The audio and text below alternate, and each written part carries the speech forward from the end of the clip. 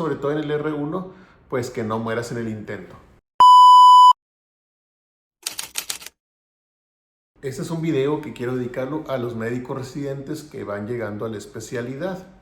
Porque en marzo comienza el ciclo de los residentes, llegan los R1, se van los R3, los R4, los R5, o sea, los superiores. ¿Y qué pasa aquí? Pasan varias cosas. Los residentes llegan sin saber qué esperar, o llegan asustados, o llegan preparados adecuadamente para su primer año de residencia. Sin embargo, nadie sabe qué es la residencia hasta que está ahí. Y puedes esperar varias cosas. Dependiendo de la sede, hay unas sedes que son bastante tóxicas, hay otras sedes donde te la pasas bien, con mucho trabajo, hay otras sedes que son balines, donde a nadie le importan los residentes, y a los residentes no les importa hacer nada. Entonces, bueno, eso es variable. Pero, ¿cuáles son mis consejos como alguien que ya hizo una residencia médica y que hizo una subespecialidad?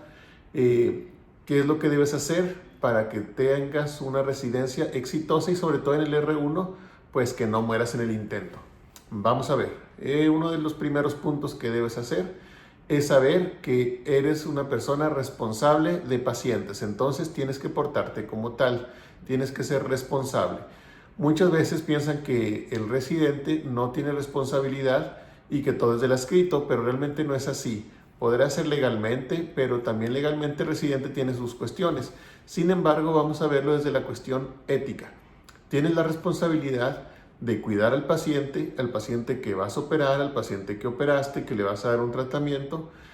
Obviamente, dependiendo de tus capacidades por el año en el que vas, en el 1, en el 2, en el 3, y además en conjunto. Entonces yo te aconsejo que seas responsable, es el primer punto.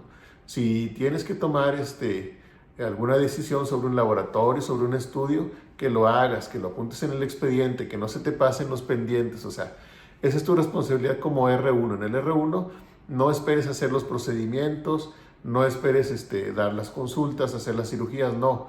Tienes que aprender lo más básico, entonces básicamente vas a ser como un interno más avanzado. Ni modo, así es, todos pasamos por eso y no tiene nada de malo, al contrario. ¿Por qué? Porque vas a formar las bases de tu residencia y vas a afianzar lo que ya sabías.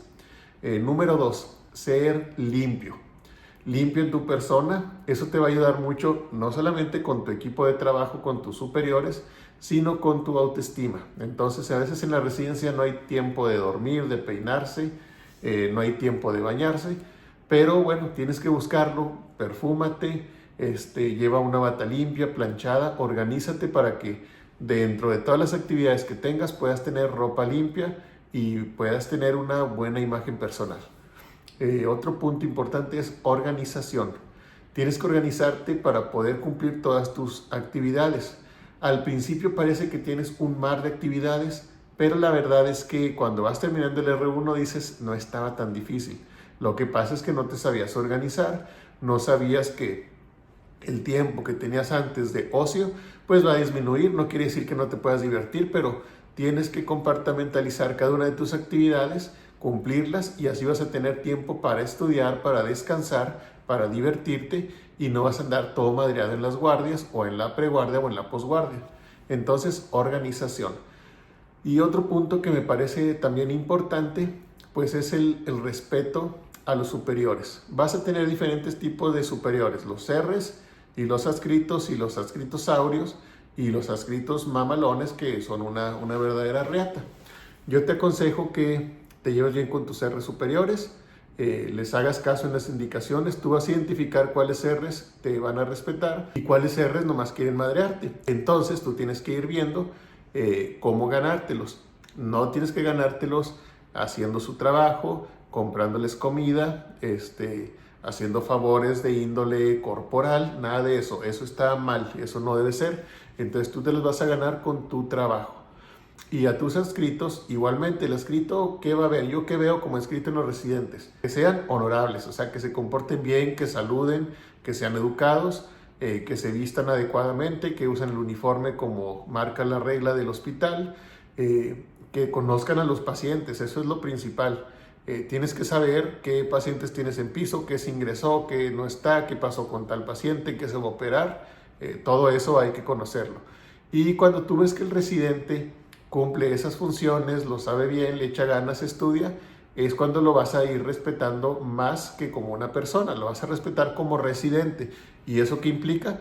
Pues les vas soltando las manitas, lo vas dejando hacer procedimientos, obviamente estás cuidándolo y le vas pasando tips que a ti te sirvieron. O sea, yo quiero enseñarles cirugía, pero el tip más mamalón que yo tengo en X cirugía se lo voy a pasar solo a los que se lo ganen. Los demás hagan su cirugía bien, que el procedimiento salga bien, pero las cosas así del arte, pues se lo pasas al que vale la pena. Con los escritosaurios es lo mismo. Los escritosaurios a veces no les vas a entender nada de lo que quieren, pero por lo general son pocos, todo el mundo los identifica y no son de importancia. A veces aprendes a cómo no ser y eso está bien. Y por último, el sí doctor. No quiere decir que te vas a humillar, no quiere decir que cuando hay un error no lo vas a hacer ver, pero si el adscrito te está diciendo que quiere algo de tal forma, tú le tienes que decir sí doctor. Tú vas a identificar con quién puedes debatir un poquito más, con quiénes no y en cuáles situaciones no se puede debatir. A veces en una cirugía, si yo pido que hagan algo, no es para debate. Yo soy el cirujano, yo estoy guiando y se hacen las cosas como yo quiero. Ya después de la cirugía puedes hacer el comentario, doctor, ¿por qué no lo hicimos así? O ¿por qué no utilizamos tal instrumento? O ¿por qué no se dio tal medicamento? Etcétera. Pero de inicio es sí doctor y luego ya te lo vas ganando y vas viendo que puedes debatir, pero si te vas a poner a debatir tienes que saber que el adscrito, aunque a veces parece que es un puñetón, sabe más que tú y muchas veces sabe mucho más que muchas personas. O sea, a veces me ves así y soy experto en ciertas cosas y soy mejor que muchos y otros son mejores que yo en otras. Entonces no pienses que tu externo no sabe, ya pasó por lo que tú estás pasando, tiene experiencia y muchas veces son genios. Y si haces esto, seguramente vas a sobrevivir el R1. Recuerda que el R1 se acaba, no es lo peor de la vida y lo más probable es que si lo haces bien, te vas a acordar con mucho gusto y con mucho cariño de tu R1.